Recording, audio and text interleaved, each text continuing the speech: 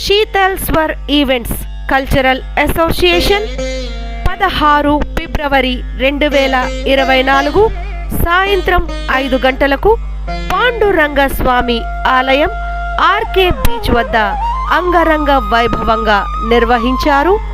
ఈ కార్యక్రమంలో భాగంగా అనేక సాంస్కృతిక కార్యక్రమాలు నిర్వహించారు.